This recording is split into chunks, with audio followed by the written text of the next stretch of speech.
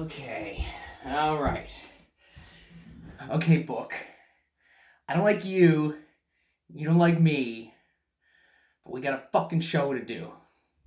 Because there's nothing else to be at. You don't like doing push-ups. Oh, hey! Hi, everybody. Welcome to, installment 6. Sixth score of Liam Small reads A History of Newfoundland by D.W. Prowse. 20 pages at a time, every day, until the bars reopen. Oh god, let me plug in my laptop here, because there's no way I'm going to be able to do this without notes. Because today, the 20 pages had, very few pictures, no appendix, no, it was pretty dense day, and I'm glad, and I hope you guys are enjoying this, because it's quickly becoming the bane of my existence. And if you want to keep watching me suffer, share, learn, stay, occupied, wash your friggin' hands. All that shit. Okay, so we're going to get into pages 100 to 120 of A History of Newfoundland by D.W. Prowse. Now, at the end of the last episode, we left on a note that basically talked about how there was going to be a little bit of hostility brewing between the permanent settlers, which are called planters sometimes in the text, so not farmers, just planters, the guys who planted here first. Those guys and the western fishermen who were coming over from England. So there's a bit of beef between locals and come-from-aways. A theme in our history. So basically, shortly after the aldermans, Guy, he was an alderman, these are kind of like the governors or whatever, Guy, the British government types. So shortly after Guy's colony started, you got the government coming in and creating new laws and stuff and bringing in rules and things, notably in 1611. I don't really have much here on that, but yeah, so, they came in and basically tried to impose a rule of law, and, and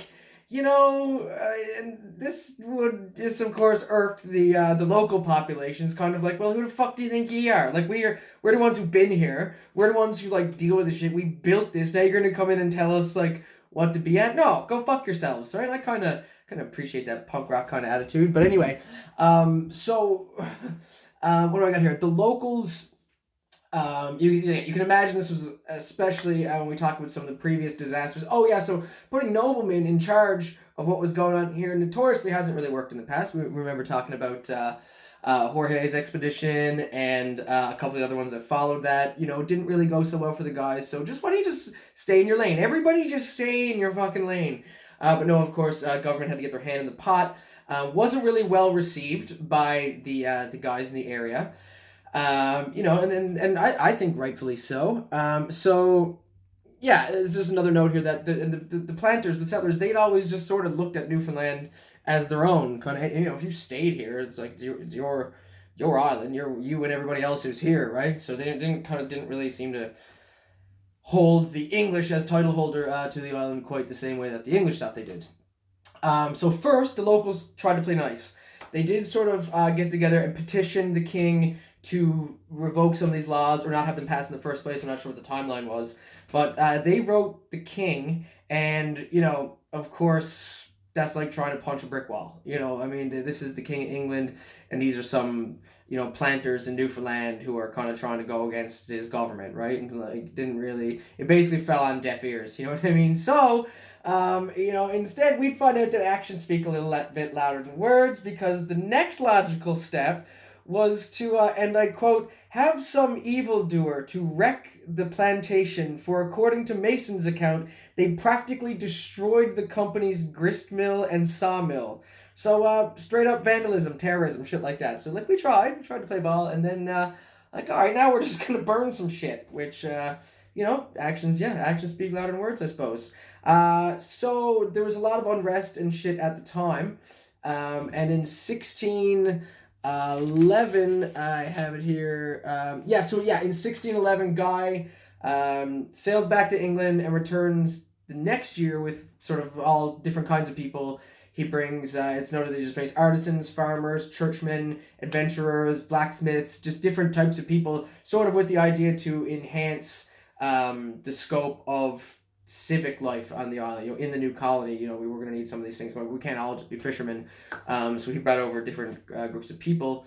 Also noted, now, not only did Guy have to deal with contention by the locals, it's in this year of around 1611, 1612, so not only is he trying to bring back people for his oh man, I lost my spot. Okay, so not only was Guy trying to bring back people to Newfoundland to help colonize the island, on his way back, this happens to be the year that, and it says here, the year that the arch pirate Peter Easton was robbing the shit out of everybody. Real pirate action here. I also love that they call him an arch pirate, which I know you could be like a pirate captain, but to be arch pirate feels like, you're like the fucking Pope of pirates. That's fucking sweet. What a good title, arch pirate. I love it. There's some fun terms in this book. Cod smacks. Shit. That's what I'm going to start calling you guys. What's up, Cod smacks? How you doing? We're going to learn some shit. Okay, so anyway, arch pirate. So more or less, Peter Easton was really good at what he did, and the pirates more or less won out. I mean, they were plundering shit all over the place, to the point where Guy actually just left and fucked off back to Bristol to become like the mayor or something in his later life. Like he just basically up and fucked off. And then the following year, the deputy governor also fucked off. So because there was just significant difficulty in attempting to quell the disorder and shit in the colony. So basically within like 2 years, we had 2 leaders just up and leave and fuck off back to England and do something, which I don't know if that sounds familiar to anybody, but Mr. Williams, Mr. Ball, I'm looking at you guys. Although Dwight tried to leave and then he got stuck with COVID, kind of like a real fuck you from Mother Nature, which kind of sucks for him, funny for me. Okay, so now we're moving into the activities of piratism and privateering in these times. So again, we're talking basically 1612 up to 1625, and it just says here piratism and privateering is in full swing at this time. Apparently, you remember our friend Raleigh? Well, Raleigh, apparently, like in his ship, most of his captains, like before he died, most of his captains had turned privateers or pirates. Shit like that. So even like people who'd been here before, like on our team or whatever, just went, were either lured into the trade or they were forced. Like, because sometimes pirates would just take, on top of, on top of, provisions, money and shit like that, or boats, they would actually take, unwilling people on, to serve them or whatever. Right? I believe they call it slaves. Not sure. So what do we got here? Piratism. Yeah, so this one I'm pretty steady about, like the raids, the coastal raids, not just from Peter Easton, but from a variety of different pirates. Really fucked up the shores for a good 13 years there or so. And just a couple of notes here on that. We got 1612. Peter Easton. I got Peter Easton hauls ass, and he takes like around 500 people into his fleet, piles of money. They've got some digits here that don't really make a difference. In 1614, Captain Manaringi, I don't fucking know, big word. And he took like 400 people. In 1616, there was more pillaging. In 1618, Walter Raleigh's boys come back to NL and plunder some French boats. In 1620, there's more. In 1619, this is where I remember I said, like, actions speak louder words. So on top of burning the sawmill and shit like that, locals set massive wood fires, burning, I think it was up to like 500 acres or something like that, just burned the shit out of everything. So good times, pretty good times. Just a crazy time. I do have a quote on page 102 here that says, the colony, this is in 1612, the colony was practically without law or government. There was no civil or military force to maintain order amongst a floating population of 15 to 20,000 turbulent fishermen. Yes, fine. I wouldn't want that job either. That's just a quote. Times were tricky back then. So cool. I think this is like a fun rocky period. Governments collapse, the colonies trying to get up. Things are going up in flames. Pirates are on the go. It's just like it feels like the Wild West of the sea, doesn't it? Like, Pretty fun little go there. So now in 1615, we're introduced to a fellow who to me sounds like he's probably going to be important. By the time I've read this, I've read a little bit further since. His name was Captain John Mason. And apparently Mason had some kind of connections with a guy named Sir Ferdinando George, and this is a guy out, I guess a Spaniard by the sounds of it.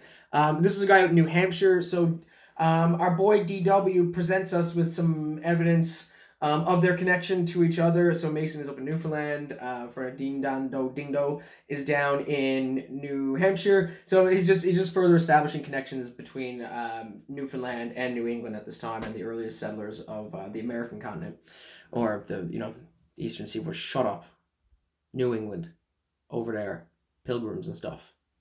Burning witches. Shit. I wonder if we'll get into, like, witch burnings. Oh, that'd be fun. We've already hit cannibals, pirates, fucking... so that's cool. Okay, now we skip here. Oh, so you know what really fucking sucks about this book? Let me show you this. Okay, so this is the only picture in this whole section, and it's 3 pictures, and then there's a blank page on the back. But it doesn't skip the page. This is page 104, and you get a picture, and you get a blank page, and we pick back up on 105. The son of a bitch doesn't even let me off with, like, 1 page just to look at pictures and really enjoy them and stuff. No, who hurt you, D.W. Prowse? Why can't you just give me a fucking pass? Anyway, who knows? Maybe there'll be, like, a big addendum in the next coming pages. I hope. I pray. Oh, shit, I lost my page. Okay, so... okay, yeah, page. Meow, meow, meow, meow. Okay, so yeah, after the no page count picture page, we get into... Okay, so now D.W. Prowse gets into some discourse that Mason has with some fucking guy, or some guy wrote about Mason's discourse with someone else. It's like A.J. Edinburgh. And he's just talking about how, and there's lots of stories here about a Native American guy. He spoke like 3 languages. Anyway, he was just like a crazy value to the times and stuff like that. I didn't really get into it. I didn't really want to be honest with you. But what what I pieced together is basically the discourse speaks very highly of the farmers' growth here on the island, what we were growing now that how the more permanent settlements were developing, our access to others, but other trade from around the world and things, the economic development on the island. They just remember relaying all this to New England and back and stuff.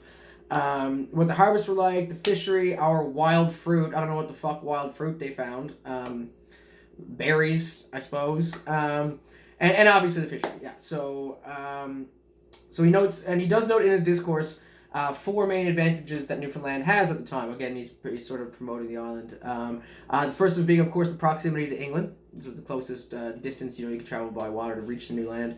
The great intercourse of trade. So just how involved trade was, where ships were coming from, where they were going to, what they were bringing over, not to mention pirates and stuff. There's a lot of, pirates probably wasn't one of the advantages, but lots on the go, lots of, moving hands, cogs, and you know what I mean.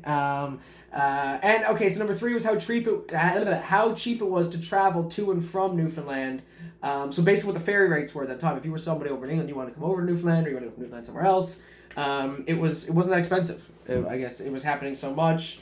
It was competitive. There was there was good rates. It was easy for people to get over and take advantage of the prosperous new world. And then number 4, basically the security of the place. So how well defended, certainly St. John's, and how the area on the Avalon was a safe place from both enemies, foreign and domestic. And now, of course, when he's referring to as domestic enemies, he is talking about the indigenous populations at the time, because remember how we managed that? Remember how good that was? But the other weren't down on the Avalon so much, so what they mean by protection from the domestic enemies is that just they were far away. They were on other parts of the island, and they didn't really have to deal with them so much in St. John's as they would have maybe on the west coast or up along. Moving right along, so Mason does play a role here as well, where in 1620, Mason is the guy who receives the official word from England to deal with the scourge of the pirates in the area, which, oh, Fucking sucks to be you, bud. So suit up, big balls. We're going to fight some pirates. Unfortunately, we aren't really sure how well he did with that, how many ships he captured. I mean, this was 1620. We know the piratism was going on for at least another 5 years. And yeah, 1620. And yeah, it's a note that in 1621, he goes back over the pond, back to England, ends up staying there. And so basically we have yet another leader fucks off. This is within like 10 years. We've had 3 guys just be like, back, done with this shit. So really, really happens to us more than maybe we know. Funny how history repeats itself when times are tough. Hey, boys! Okay, so yeah, 1621 he goes back. It is believed that Guy's colony lasted... okay, so that was Mason we were talking about, remember? We're going to just switch back and kind of talk about Guy's colony, which is sort of where all this happened at the time. So it's believed that Guy's colony lasted until about 1628 at least. And so by 1637, it's believed that most of the patents for shipping and fishing in the area had expired, and there wasn't really anything left from the colony that existed 20 years prior. And so everything sort of fizzled out of Guy's colony. I have a note here on page 109. Okay, this is a little bit of a big one. Bear with me. Cold reads. Old language. 1895. Take a drink, whoever invented that drinking game for this show. All writers on Newfoundland history, except Chief Justice Reeves, seem to have gone entirely astray on the subject of the various colonization companies in the reigns of King James and King Charles I. A study of the records and various writers would have shown them how these different periods were founded and how long they existed for. Bishop Howley speaks of the Alderman's colony, the Alderman being Guy. The Alderman's colony having been abandoned some 10 or 12 years previous to Lord Baltimore's settlement in Fairland, and the Reverend Dr. M. Harvey says, we have no authentic account of Guy's settlement. Evidently, they were unaware of the existence of the books of Mason, Hayman, Vaughan on this subject. Reeves gives distinctly the boundaries of Baltimore's grant. So there was a little bit, basically the colonies were there, but the guys later on, there wasn't a lot of good record keeping, I guess, and some stuff. So the guys who came after Guy, the colonies that existed after Guy's colony sort of look back at that one as sort of more or less done with, and sort of a failed attempt.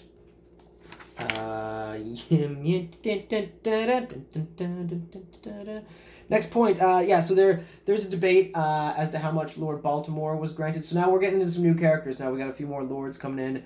You're going to see Lord Baltimore as one of them.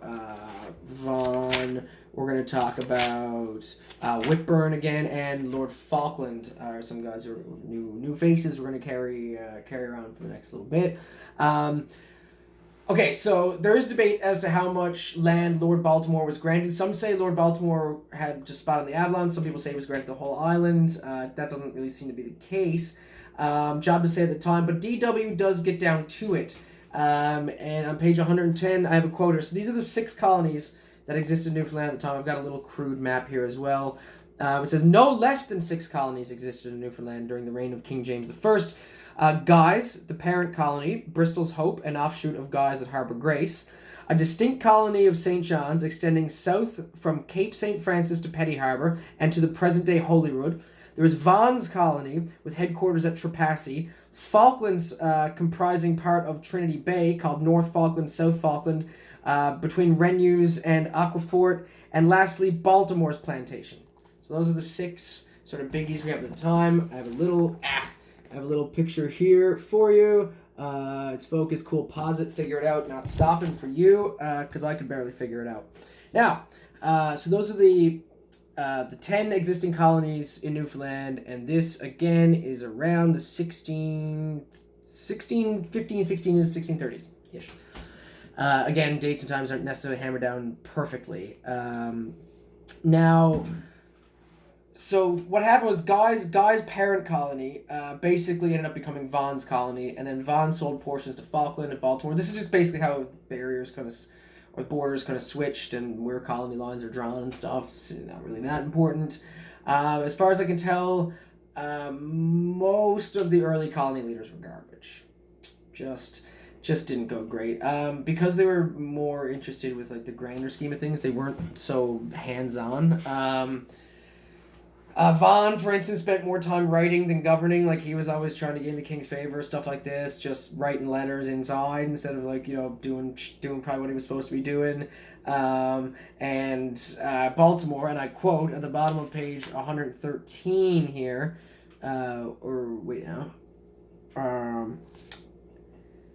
yeah, right here, yeah. So all the other colonization schemes from Bacon to Baltimore and Kirk failed.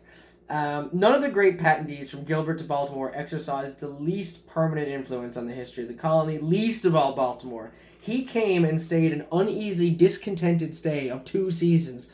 All his company and 40 persons left the colony altogether, and then his lordship and seminary priests and his noble retinue and his Welsh colonists vanished from our annals.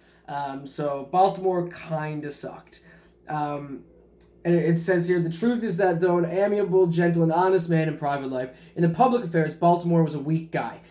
In Parliament, he prostituted his talents for court favor. He was undoubtedly brave and enthusiastic pioneer in colonization, but the rude life and rough winds of Avalon were morally and physically too strong for him, right? He just didn't have the fucking backbone for the work. That's it. Not for everybody. So yeah, that's Lord Baltimore. So again, Newfoundland was colonized not by aristocratic and fantastic patentees, but by hard-working, humble settlers from the west of England, oppressed by harsh laws of stewards and persecuted by the western adventurers. They clung with sturdy tenacity to the land they had made their home, which I think is fucking fair. Credit where credit is due. Started with sailors and fishermen. I think I continue to quote it, made their home. From the earliest times, they carried on a rude kind of agriculture, raised vegetables, and reared cattle and swine. They lived in the midst of a rude plenty, game and fish being simply in unlimited supply. The settlements were very much scattered, and these hardy pioneers, most skillful in woodcraft, traversed the country in all directions, made visits to each other, cruising. It is still called in this country. Cruising, it is still called in this country. Really stuck the landing on that fucking quote there, didn't I?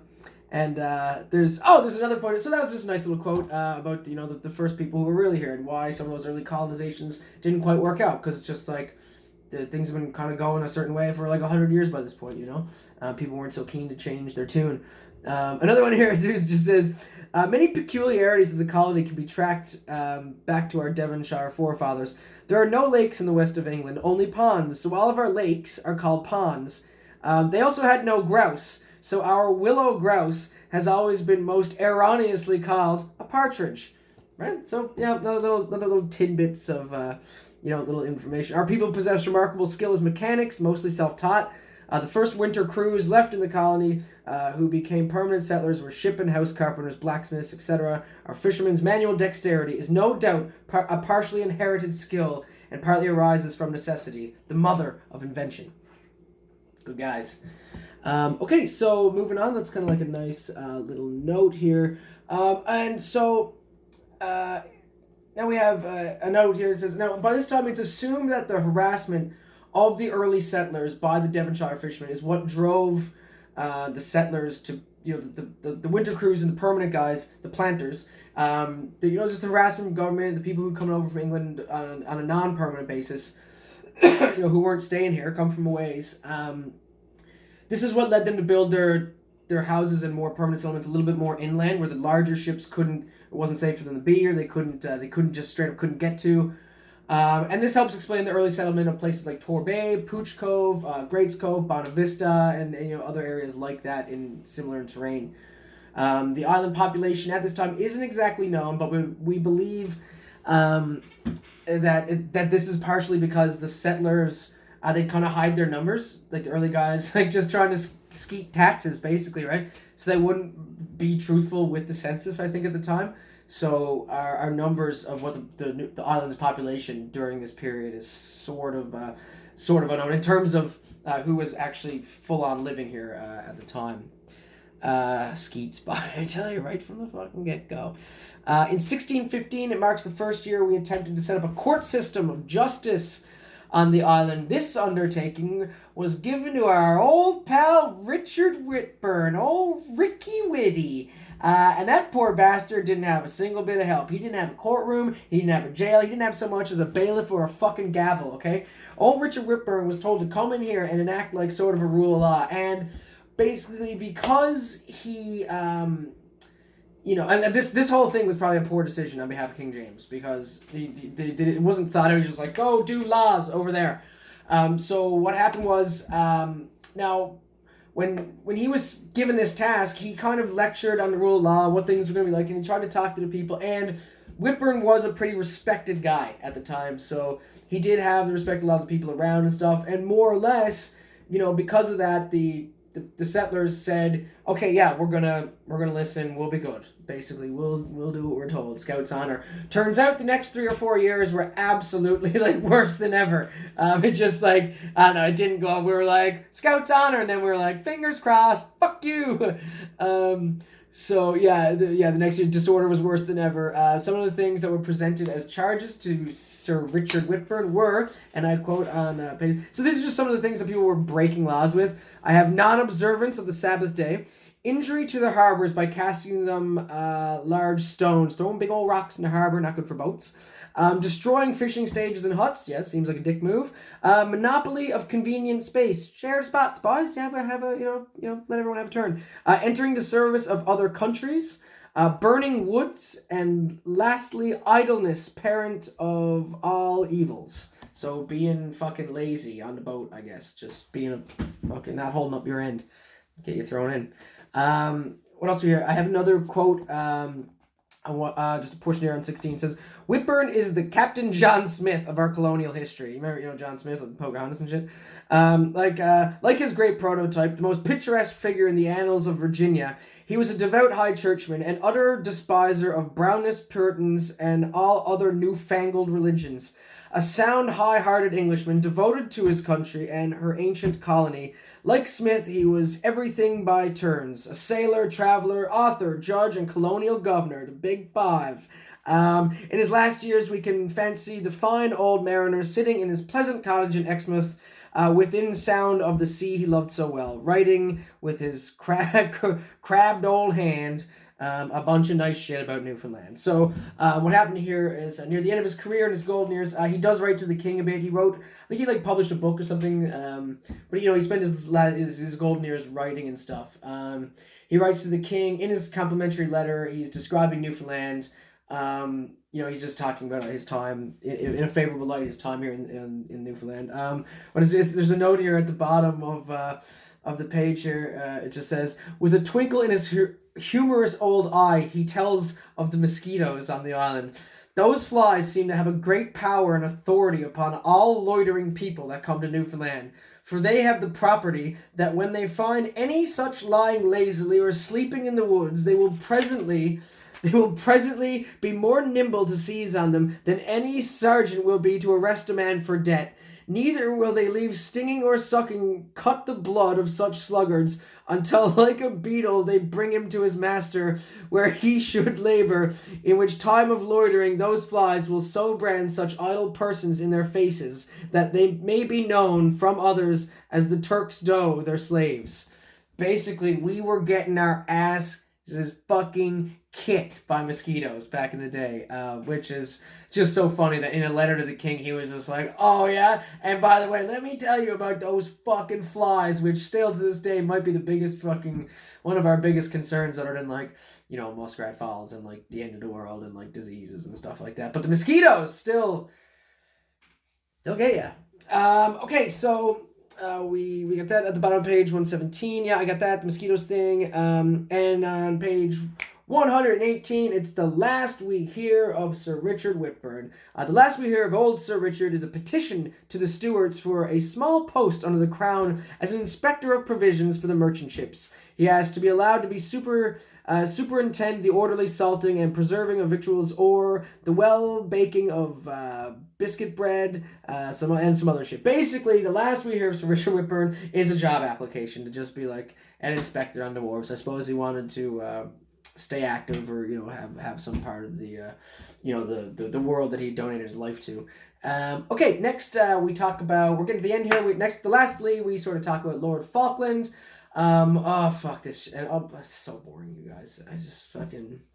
I hope you're getting something out of this, because I'm dying 20 pages at a time is what's happening here. Okay, so basically, Lord Falkland, he was a colonizer as well. Like I said, we have Falkland, North and South Falkland colonies.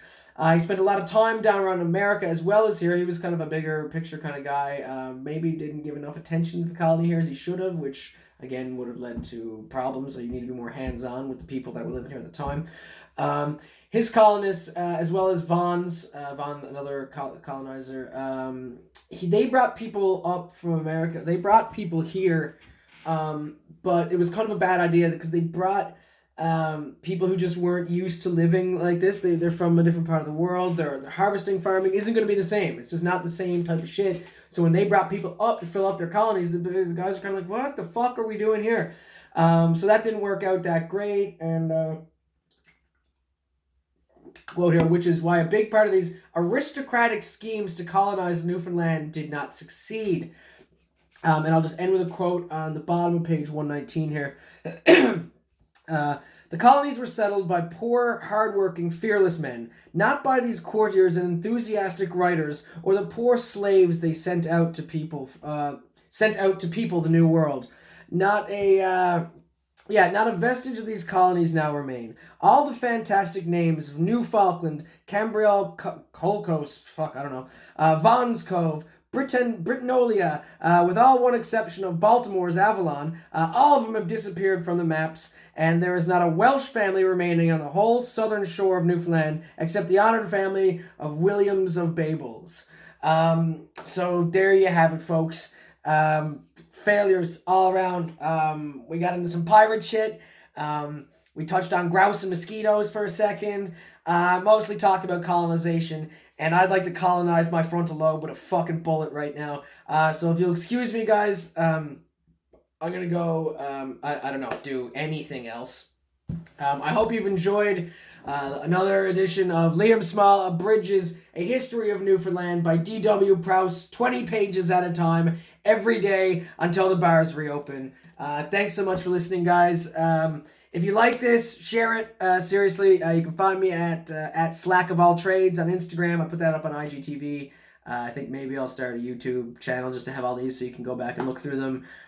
You can follow me on Facebook at Liam Small Does Comedy. And yeah, I don't know. Thanks so much. Some nice feedback, you guys.